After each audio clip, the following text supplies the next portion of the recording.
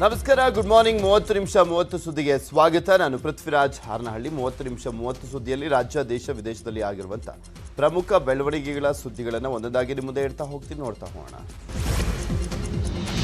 ಪ್ರಧಾನಿ ನರೇಂದ್ರ ಮೋದಿ ನಿನ್ನೆ ಕಲಬುರಗಿ, ಯಾದಗಿರಿ ಜಿಲ್ಲೆಯಲ್ಲಿ ಚುನಾವಣೆ ರಣಕಹಳೆಯನ್ನು ಮುಳುಗಿಸಿದರು. ಕಲಬುರಗಿಯಲ್ಲಿ ತಾಂಡಾದ 50,000 ಫಲಾನುಭವಿಗಳಿಗೆ ಸೇಡಂ ತಾಲೂಕಿನ ಮಳಖೇಡ ಗ್ರಾಮದಲ್ಲಿ ಹಕ್ಕುಪತ್ರವನ್ನು ನೀಡಿದರು.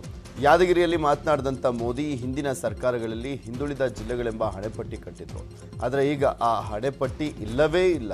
ವಿದ್ಯುತ್, ನೀರಾವರಿ, ರಸ್ತೆ, ಅಭಿವೃದ್ಧಿ ಕೆಲಸ ಆಗ್ತಾ ಇದೆ. ಹಿಂದಿನ ಸರ್ಕಾರಗಳು ವೋಟ್ ಬ್ಯಾಂಕ್ ರಾಜಕೀಯಕ್ಕಷ್ಟೇ ಸೀಮಿತವಾಗಿದ್ವು. ನಮ್ಮ ಸರ್ಕಾರ ಕೇವಲ ವೋಟ್ ಬ್ಯಾಂಕ್ ಸರ್ಕಾರ ಅಲ್ಲ ಅಂತ ಹೇಳಿದ್ರು.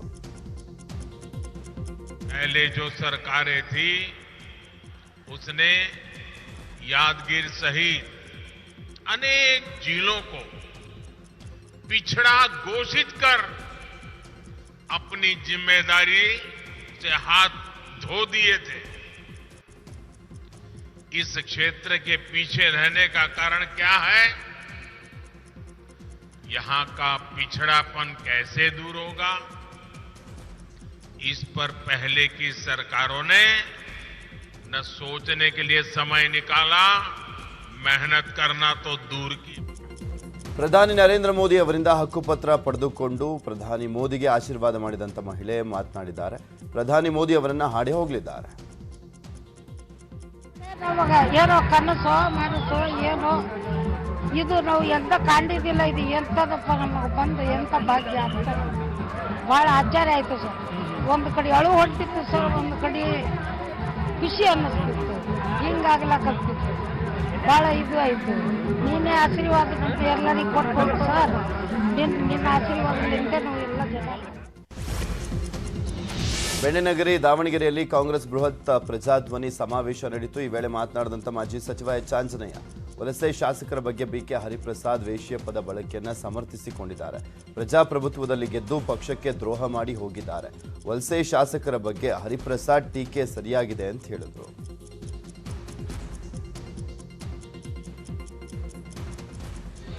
ಏನು ಈ ಸರ್ಕಾರ ಇದೆ, ಬೊಮ್ಮಾಯಿ ಅವರ ನೇತೃತ್ವದ ಸರ್ಕಾರ, ಬಿಜೆಪಿ ಸರ್ಕಾರ, ವಾಮ ಮಾರ್ಗದಲ್ಲಿ ಬಂದಿರತಕ್ಕಂಥ ಸರ್ಕಾರ. ನಮ್ಮ ಬಿಕೆ ಹರಿಪ್ರಸಾದ್ ಅವರು ಈ ಯಾರ್ಯಾರು ನಮ್ಮ ಪಾರ್ಟಿಯಲ್ಲಿದ್ರು ಅಥವಾ ಬೇರೆ ಪಾರ್ಟಿಯಲ್ಲಿದ್ರು ಅವ್ರಿಗೆಲ್ಲ ಬೇರೆ ಬೇರೆ ಬೇರೆ ಆಶೆ ಆಮಿಷಗಳನ್ನು ಒಡ್ಡಿ ಇವತ್ತು ಪ್ರಜಾತಂತ್ರಕ್ಕೆ, ಪ್ರಜಾಪ್ರಭುತ್ವಕ್ಕೆ ಮಸಿ ಬೆಳೆಯುವಂತ ದೊಡ್ಡ ಕಳಂಕವನ್ನು ತರುವಂತ ಕೃತ್ಯವನ್ನು ಎಸಗಿದ್ದಾರೆ ಅಂತ. ಇನ್ನು ಬಿಜೆಪಿ ರಾಜ್ಯಾಧ್ಯಕ್ಷ ನಳಿನ್ ಕುಮಾರ್ ಕಟೀಲ್ ವಿರುದ್ಧ ಬಿಕೆ ಹರಿಪ್ರಸಾದ್ ವಾಗ್ದಾಳಿಯನ್ನು ನಡೆಸಿದ್ದಾರೆ. ಕಟೀಲ್ ಒಬ್ಬ ವಿದೂಷಕ, ಅಭಿವೃದ್ಧಿ ಕಾರ್ಯದ ಬಗ್ಗೆ ಮಾತನಾಡಬೇಡಿ ಅಂತ ಕಟೀಲ್ ಹೇಳ್ತಾರೆ. ಲವ್ ಜಿಹಾದ್ ಬಗ್ಗೆ ಮಾತನಾಡುವಂತೆ ಹೇಳ್ತಾರೆ. ಇಂಥವ್ರನ್ನೆಲ್ಲ ಸಂಸತ್ತಿಗೆ ಆಯ್ಕೆ ಮಾಡಿ ಕಳುಹಿಸಬೇಕಾ ಅಂತ ಕುಟುಕಿದ್ರು. ಪಾರ್ಟಿಯ ಅಧ್ಯಕ್ಷ ವಿದೂಷಕ ಅಂತ ಹೇಳಿದ್ರೆ ತಪ್ಪಾಗ್ಲಾರ್ದು. ಅಧ್ಯಕ್ಷ ಅಲ್ಲ, ಈ ವಿದೂಷಕ ಭಾಷಣ ಮಾಡುವಾಗ ಹೇಳ್ತಾರೆ, ನೀವು ಭಾರತೀಯ ಜನತಾ ಪಾರ್ಟಿ ಕಾರ್ಯಕರ್ತರ ಕರೆ ಕೊಡ್ತಾರೆ, ಯಾರು ಸಹ ರಸ್ತೆ, ಚರಂಡಿ, ನೀರಿನ ಬಗ್ಗೆ ಮಾತಾಡಬೇಡಿ. ನೀವೇನಿದ್ರು ಲವ್ ಜಿಹಾದ್, ಗರ್ವಾಪ್ಸಿ, ಕಬ್ರಸ್ತಾನ್, ಸಂಶಾನ್ ಇದನ್ನೇ ಮಾತಾಡಿ ಅಂತ ಹೇಳ್ಕೊಡ್ತಕ್ಕಂಥ ಅಧ್ಯಕ್ಷ ಇದ್ರೆ ನಿಮ್ಮ ಮಕ್ಕಳ ಭವಿಷ್ಯ ಏನಾಗೋದು ಅಂತ ಯೋಚನೆ ಮಾಡಿ. ಕಾಂಗ್ರೆಸ್ ಪಕ್ಷ ನಿಮ್ಗೆ ಪೆನ್ನು, ಪೇಪರು, ಶಿಕ್ಷಣ, ಆರೋಗ್ಯದ ಬಗ್ಗೆ ಮಾತಾಡುತ್ತೆ. ಆ ವಿದೂಷಕ ನಳಿನ್ ಕಟೀಲ್ ಮಾತಾಡ್ತಕ್ಕಂಥದ್ದು ನೋಡಿದಾಗ ನಿಮ್ಮ ಮಕ್ಕಳ ಕೈಯಲ್ಲಿ ಪೆನ್ನು, ಪುಸ್ತಕ ಬೇಕಾಗಿಲ್ಲ, ಚಾಕು, ಚೂರಿ, ತಲವಾರ್ ಬೇಕು ಅಂತ ಹೇಳ್ತಕ್ಕಂಥದ್ದು ನೋಡಿದಾಗ ತಾವು ಯೋಚನೆ ಮಾಡಬೇಕಾಗಿದೆ ತಮ್ಮ ಮಕ್ಕಳ ಭವಿಷ್ಯ ಯಾವ ರೀತಿ. ಹಾವೇರಿ ಜಿಲ್ಲೆಯ ಕಾಂಗ್ರೆಸ್ ಪ್ರಜಾಧ್ವನಿ ಸಮಾವೇಶ ನಡೆಯಿತು. ಸಮಾವೇಶದಲ್ಲಿ ಮಾತನಾಡಿದಂಥ ಕೆಪಿಸಿಸಿ ಅಧ್ಯಕ್ಷ ಡಿಕೆ ಶಿವಕುಮಾರ್, 2 ತಿಂಗಳು ಆದ ಬಳಿಕ ಬೊಮ್ಮಾಯಿ ಮಾಜಿ ಸಿಎಂ ಆಗ್ತಾರೆ. 2 ತಿಂಗಳು ಆದ ಬಳಿಕ ಈ ಸ್ಟೇಜ್ ಮೇಲೆ ಕುಳಿತಿದ್ದಾರಲ್ಲ ಅಂತ ಸಿದ್ದರಾಮಯ್ಯನವರನ್ನ ತೋರಿಸಿ ಅವರು ಮುಖ್ಯಮಂತ್ರಿಗಳಾಗ್ತಾರೆ ಅಂತ ಹೇಳಿದರು. ಡಿಕೆಶಿ ಮಾತಿಗೆ ಸಿದ್ದರಾಮಯ್ಯ ಹಾಗೂ ಇತರ ನಾಯಕರು ನಸುನಕ್ಕರು. ಪ್ರತಿ ಕುಟುಂಬಕ್ಕೆ ತಿಂಗಳಿಗೆ 2,000 ಅಂತೇಳಿ ವರ್ಷಕ್ಕೆ 24,000 ಕೊಡ್ತೀವಿ ಅಂತ ಹೇಳಿದ ಮೇಲೆ ನೀವು ಮುಂದಿನ ಬಜೆಟ್ ನಲ್ಲಿ ಏನೋ ಕೊಡ್ತಾರಂತೆ. ಮುಂದಿನ ಬಜೆಟ್ ನಲ್ಲಿ ಯಾವ ಬಜೆಟ್ ನಲ್ಲಿ ನಿಮ್ಮ ಚೇರು ಖಾಲಿ ಆಗ್ತಾರಂತ ಬಜೆಟ್ ನಲ್ಲಿ ಕೊಡ್ತೀರಲ್ರಿ. 2 ತಿಂಗಳು ಮಾತ್ರ ನಿಮ್ ಸರ್ಕಾರ. 2 ತಿಂಗಳು ಆದ್ಮೇಲೆ ನೀವು ಮಾಜಿ ಮುಖ್ಯಮಂತ್ರಿಗಳು. 2 ತಿಂಗಳಾದ್ಮೇಲೆ ಸ್ಟೇಜ್ ಮೇಲೆ ಕೂತಿರೋದು ಸರ್ಕಾರ. ಇವರೆಲ್ಲ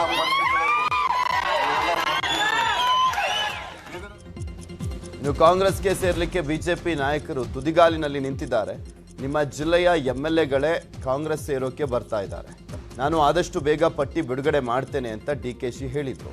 ಇನ್ನು ಸಿದ್ದರಾಮಯ್ಯ ಮಾತನಾಡಿದ್ದು ಬಿಜೆಪಿ ವಿರುದ್ಧ ವಾಗ್ದಾಳಿಯನ್ನು ನಡೆಸಿದ್ರು. ಒಟ್ಟು 17 ಶಾಸಕರಿಗೆ 1,000 ಕೋಟಿ ಕೊಟ್ಟು ಬಿಜೆಪಿಯವರು ಖರೀದಿ ಮಾಡಿದ್ದಾರೆ ಅಂತ ಸಿದ್ದು ಗುಡುಗಿದ್ರು.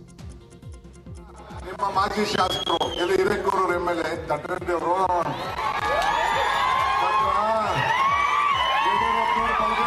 ಬೊಮ್ಮಾಯಿ ಪಲ್ಗೆಗಂಟ್ರು ಇನ್ನ ಎಷ್ಟು ಜನ ನಿಮ್ ಕಾಂಗ್ರೆಸ್ ಸೇರಕ್ಕೆ ರೆಡಿಯಾಗಿದ್ದಾರೆ ಗೊತ್ತಾ? ನಿಮ್ ಜಿಲ್ಲೆಯಲ್ಲಿ MLAಗಳೇ ರೆಡಿಯಾಗಿದ್ದಾರೆ. ನನ್ನ ಹತ್ರ ಸ್ವಲ್ಪ ಜಾಗ ಇಲ್ಲ, ಕುರ್ಚಿ ಇಲ್ಲ, ಸ್ವಲ್ಪ ತಡಿಯಪ್ಪ ಅಂತ ಹೇಳಿ ಸ್ವಲ್ಪ ನನ್ನ ಹತ್ರ ನಿಲ್ಲಿಸಿದ್ದೀನಿ. ಆಮೇಲೆ ಬೇಕಿದ್ದು ಪಟ್ಟಿ ಬಿಡುಗಡೆ ಮಾಡ್ತೀನಿ. ಯಡಿಯೂರಪ್ಪ ಮತ್ತು ಇತರ ಬಿಜೆಪಿಯವರು ಅನೈತಿಕ ರಾಜಕಾರಣವನ್ನು ಪ್ರಾರಂಭ ಮಾಡಿದ್ರು. MLAಗಳನ್ನ ಕೋಟ್ಯಾಂತರ ರೂಪಾಯಿಯನ್ನು ಕೊಟ್ಟು ಕೊಂಡುಕೊಂಡು ನಮ್ಮ ಪಕ್ಷದಿಂದ 14 ಜನ MLAಗಳು, ನಿಮ್ಮ ಜಿಲ್ಲೆಯವರು ಕೂಡ ಒಬ್ರು ಹೋದ್ರು, ಹಿರೇಕೆರೂರು MLA. ಒಟ್ಟು ವಿಜಯಪುರದಲ್ಲಿ ಜೆಡಿಎಸ್ನ ಪಂಚರತ್ನ ರಥಯಾತ್ರೆ ನಡೀತಾ ಇದೆ. ಹೂವಿನ ಹಿಪ್ಪರಗಿ ತಲುಪಿದೆ ಪಂಚರತ್ನ ಯಾತ್ರೆ. ವಿಜಯಪುರ ಜಿಲ್ಲೆ ದೇವರ ಹಿಪ್ಪರಗಿ ಮತಕ್ಷೇತ್ರದ ಹೂವಿನ ಹಿಪ್ಪರಗಿ ಗ್ರಾಮದಲ್ಲಿ ಮಾಜಿ ಸಿಎಂ ಕುಮಾರಸ್ವಾಮಿ ವಾಸ್ತವ್ಯವನ್ನು ಹೂಡಲಿದ್ದು ಸಾವಿರಾರು ಜನರು ಮಧ್ಯರಾತ್ರಿಯಲ್ಲೂ ಕೂಡ ಕುಮಾರಸ್ವಾಮಿ ಕಾರ್ಯಕ್ರಮದಲ್ಲಿ ಭಾಗಿಯಾಗಿದ್ದರು.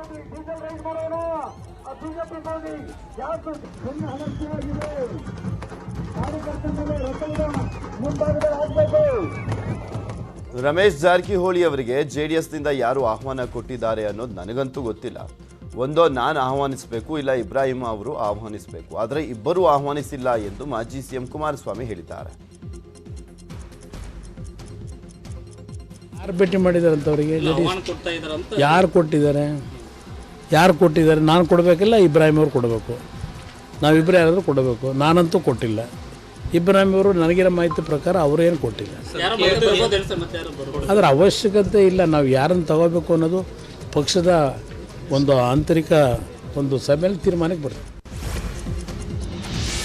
ಕೋಲಾರ ಜಿಲ್ಲೆಯಲ್ಲಿ ರಾಷ್ಟ್ರೀಯ ಸಂಘಟನಾ ಕಾರ್ಯದರ್ಶಿ BL ಸಂತೋಷ್ ನೇತೃತ್ವದಲ್ಲಿ ವಿಜಯ ಸಂಕಲ್ಪ ಅಭಿಯಾನ ಕಾರ್ಯಕ್ರಮ ನಡೆಯಿತು. ಕೋಲಾರದಲ್ಲಿ ಬಿಜೆಪಿ ಪಕ್ಷ ಸಂಘಟನೆ ಮತ್ತಷ್ಟು ಬಲಗೊಳಿಸುವಂತ ನಿಟ್ಟಿನಲ್ಲಿ ಕುಂಬಾರಹಳ್ಳಿಯ ರತ್ನ ಕನ್ವೆನ್ಷನ್ ಹಾಲ್ನಲ್ಲಿ ನಡೆದಂಥ ಕಾರ್ಯಕ್ರಮದಲ್ಲಿ ಜಿಲ್ಲಾ ಉಸ್ತುವಾರಿ ಸಚಿವ ಮುನಿರತ್ನ, ಸಂಸದ ಮುನಿಸ್ವಾಮಿ, ಜಿಲ್ಲಾಧ್ಯಕ್ಷ ವೇಣುಗೋಪಾಲ, ಛಲವಾದಿ ನಾರಾಯಣ ಸ್ವಾಮಿ ಸೇರಿದಂತೆ ಸಾವಿರಾರು ಕಾರ್ಯಕರ್ತರು ಭಾಗವಹಿಸಿದರು. ಈ ವೇಳೆ ಮಾತನಾಡಿದಂಥ BL ಸಂತೋಷ್, ಪ್ರತಿ ಲೋಕಸಭೆ ಚುನಾವಣೆಯಲ್ಲಿಯೂ ಕೂಡ ಜನರು ಅತಿ ಹೆಚ್ಚು ಮತಗಳನ್ನು ಬಿಜೆಪಿ ಪಕ್ಷಕ್ಕೆ ನೀಡುತ್ತಾ ಬಂದಿದ್ದಾರೆ. ಆದರೆ ವಿಧಾನಸಭೆ ಚುನಾವಣೆಯಲ್ಲಿ ಪಕ್ಷಕ್ಕೆ ನಿರೀಕ್ಷಿತ ಮಟ್ಟದಲ್ಲಿ ಮತಗಳು ಬರ್ತಾ ಇಲ್ಲ. ಆದರೆ ಈ ಬಾರಿ ಕೋಲಾರ ಜಿಲ್ಲೆಯಲ್ಲಿ 3 ರಿಂದ 4 ಕ್ಷೇತ್ರವನ್ನು ಬಿಜೆಪಿ ಗೆಲ್ಲುವ ಅವಕಾಶ ಇದೆ. ಎಲ್ಲರೂ ತಳಮಟ್ಟದಲ್ಲಿ ಪಕ್ಷದ ಸಂಘಟನೆಯಲ್ಲಿ ತೊಡಗಿಸಿಕೊಳ್ಳಿ ಅಂತ ಕರೆ ನೀಡಿದರು. ಬೆಂಗಳೂರಿನ CV ರಾಮನಗರ ಶಾಸಕ S ರಘು ಕ್ಷೇತ್ರದ ಅಭಿವೃದ್ಧಿ ಕಡೆಗಣಿಸಿ ಮತದಾರ ಓಲೈಕೆಗೆ ಕುಕ್ಕರ್ ಹಂಚ್ತಾ ಇದ್ದಾರೆ ಅಂತ ಆಪ್ ಆರೋಪವನ್ನು ಮಾಡಿದೆ. ಈ ಬಗ್ಗೆ ಅಧಿಕಾರಿಗಳು ಯಾವುದೇ ಕ್ರಮ ಕೈಗೊಳ್ತಾ ಇಲ್ಲ ಅಂತ ಆಪ್ ಬೆಂಗಳೂರಿನ ಅಧ್ಯಕ್ಷ ಮೋಹನ್ ದಾಸರಿ ಕಿಡಿಕಾರಿದರು. ಶಾಸಕ S ರಘು ಕ್ಷೇತ್ರದಲ್ಲಿ ಅಭಿವೃದ್ಧಿ ಕೆಲಸವನ್ನು ಮಾಡಿದರೆ ಅವರಿಗೆ ಈ ಸ್ಥಿತಿ ಬರ್ತಾ ಇರಲಿಲ್ಲ ಅಂತ ವಾಗ್ದಾಳಿಯನ್ನು ನಡೆಸಿದರು.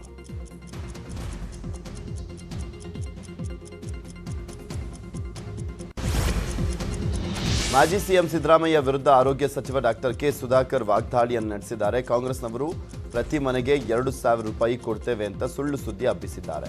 ವರ್ಷಕ್ಕೆ ಸುಮಾರು 48,000 ಕೋಟಿ ಆಗುತ್ತೆ. ನಮ್ಮ ಬಜೆಟ್ 2.5 ಲಕ್ಷ ಕೋಟಿ ರೂಪಾಯಿ. ಪ್ರತಿ ಮನೆಗೆ 2,000 ಎಲ್ಲಿಂದ ತಂದು ಕೊಡ್ತಾರೆ? ಸಿದ್ದರಾಮಯ್ಯನವರು ಆರ್ಥಿಕ ತಜ್ಞ ಅಂತ ಹೇಳ್ಕೊಳ್ತಾರೆ. ಈ ಸುಳ್ಳು ಭರವಸೆಗಳನ್ನು ಕೊಡೋದನ್ನ ನಿಲ್ಲಿಸಲಿ ಅಂತ ಹೇಳಿದರು. 4,000 ಕೋಟಿ ರೂಪಾಯಿ 12 ತಿಂಗಳಿಗೆ ಎಷ್ಟು ಬೇಕು? 48,000 ಕೋಟಿ ರೂಪಾಯಿ. ನಮ್ಮ ಬಜೆಟ್ ಗಾತ್ರ ಏನು? 2.5 ಲಕ್ಷ ಕೋಟಿ. ಅಂದ್ರೆ ನೀವು 50,000 ಕೋಟಿ ರೂಪಾಯಿಗಳನ್ನ ಮಹಿಳೆಯರಿಗೆ ತಿಂಗಳಿಗೆ ಕೊಡ್ತೀನಿ ಅಂತ ಹೇಳಿದ್ದೀರಲ್ಲ, ಇದು ಕೊಡ್ಲಿಕ್ಕೆ ಸಾಧ್ಯ? ಇನ್ನು ಸಿದ್ದರಾಮಯ್ಯನವರ ವಿರುದ್ಧ ಚಿಕ್ಕಮಗಳೂರಿನಲ್ಲಿ ಕೇಂದ್ರ ಸಚಿವ ಪ್ರಹ್ಲಾದ್ ಜೋಶಿ ಕಿಡಿಕಾರಿದ್ದಾರೆ. ರಾಹುಲ್ ಗಾಂಧಿಗೆ ತಿಳುವಳಿಕೆ ಇಲ್ಲ, ಏನೇನೋ ಮಾತನಾಡ್ತಾರೆ. ಸಿದ್ದರಾಮಯ್ಯನವರೇ ನೀವು ಏಕೆ ಅವರ ಥರ ಮಾತನಾಡ್ತೀರಾ ಅಂತ ಪ್ರಶ್ನೆಯನ್ನು ಮಾಡಿದ್ದಾರೆ. ಈ ರೀತಿ ಒಂದು ಮನ ಬಂದಂತೆ ಮಾತನಾಡೋಕ್ಕಿಂತ ಮೊದಲು ದೇಶ ಮತ್ತು ರಾಜ್ಯದಲ್ಲಿ ಕಾಂಗ್ರೆಸ್ಸಿನ ಪರಿಸ್ಥಿತಿ ಅನ್ನೋದನ್ನು ಅರ್ಥ ಮಾಡ್ಕೋಬೇಕು. ಅತ್ಯಂತ ಹೀನಾಯವಾದ ಸ್ಥಿತಿಯೊಳಗಿದ್ದಾರೆ. ನಾನು ಅವ್ರಿಗೆ ಹೇಳಲಿಕ್ಕೆ ಇಚ್ಛೆ ಪಡೋದು, ನೀವು ರಾಹುಲ್ ಗಾಂಧಿಗತೆ ಮಾತಾಡಬೇಡ್ರಿ. ನೀವು 10 ವರ್ಷಗಳ ಕಾಲ 10-11 ಬಜೆಟ್ ಮಂಡಿಸಿದ್ದೀರಿ ಅಂತ ಹೇಳಿದಿರಿ. 5 ವರ್ಷಗಳ ಕಾಲ ಮುಖ್ಯಮಂತ್ರಿಯಾಗಿದ್ದೀರಿ, ಉಪಮುಖ್ಯಮಂತ್ರಿಯಾಗಿದ್ದೀರಿ. ಮೈಸೂರಿನ ಒಡನಾಡಿ ಸೇವಾ ಸಂಸ್ಥೆಗೆ ಮುರುಘಾ ಮಠದ ಮಾಜಿ ಆಡಳಿತಾಧಿಕಾರಿ ಬಸವರಾಜನ್ ದಂಪತಿ ಭೇಟಿಯನ್ನು ನೀಡಿದರು. ಈ ವೇಳೆ ಮಾತನಾಡಿದಂಥ ಬಸವರಾಜನ್, ಬೇರೆ ಕಾರ್ಯಕ್ರಮದ ನಿಮಿತ್ತ ಮೈಸೂರಿಗೆ ಬಂದಿದ್ದೆ, ಒಡನಾಡಿ ಮುಖ್ಯಸ್ಥರನ್ನ ನೋಡಿ ಮಾತನಾಡಿಸಲಿಕ್ಕೆ ಬಂದೆ ಅಷ್ಟೇ. ಮುರುಘಾ ಮಠದ ಸಂತ್ರಸ್ತ ಮಕ್ಕಳನ್ನು ಇಲ್ಲಿಗೆ ಕಳುಹಿಸಿದ್ದು ನಾನೇ ಅಂತ ಹೇಳಿದರು. ನಾನು ನಮ್ಮ ಮಲ್ಲಾಡಿಹಳ್ಳಿ ಸಂಸ್ಥೆಯ ಕಾಲೇಜ್ ಜೂನಿಯರ್ ಕಾಲೇಜ್ ಇದೆ ಕುವೆಂಪು ನಗರದಲ್ಲಿ, ಆ ಕಾಲೇಜಿನ ವಾರ್ಷಿಕೋತ್ಸವಕ್ಕೆ ಬಂದಿದ್ದೆ. ಆ ಕಾರ್ಯಕ್ರಮಕ್ಕೆ ನಮ್ಮ ಒಡನಾಡಿ ಸಂಸ್ಥೆಯ ಮುಖ್ಯಸ್ಥರಾದಂಥ ಸ್ಟ್ಯಾನ್ಲಿ ಮತ್ತು ಪರಶುವರು ಬಂದಿದ್ದರು. ಹಾಗೆಯೇ ನಮ್ಮ ಒಡನಾಡಿ ಸಂಸ್ಥೆಗೆ ಭೇಟಿ ಕೊಟ್ಟು ಹೋಗಿ ಅನ್ನೋ ಒಂದು ಮಾತನ್ನು ಹೇಳಿದರು. ಕಳಿಸಿದ್ದೆಲ್ಲ ಬಂದು ಬಿಟ್ಟೋಗಿದ್ದೆ. ಅದನ್ನು ಹೇಳಿ. ಇನ್ನು ನಟ ಚೇತನ್ ಸಹ ಒಡನಾಡಿ ಸಂಸ್ಥೆಗೆ ಭೇಟಿಯನ್ನು ನೀಡಿದ್ರು. ಈ ವೇಳೆ ಚೇತನ್ ಒಡನಾಡಿ ಸಂಸ್ಥೆ ಮುಖ್ಯಸ್ಥರು ಹಾಗೂ ಸ್ಯಾಂಟ್ರೋ ರವಿ ಪತ್ನಿ ಜೊತೆ ಮಾತುಕತೆಯನ್ನು ನಡೆಸಿದರು. ಒಡನಾಡಿ ಸಂಸ್ಥೆ 32 ವರ್ಷಗಳಿಂದ ಅನ್ಯಾಯದ ವಿರುದ್ಧ ಹೋರಾಟವನ್ನು ಮಾಡ್ತಾ ಇದೆ, ಬಲಹೀನರ ಪರ ನಿಂತು ಶಕ್ತಿ ತುಂಬುವಂತ ಕೆಲಸವನ್ನು ಮಾಡಿದ್ದಾರೆ ಅಂತ ಚೇತನ್ ಹೇಳಿದರು.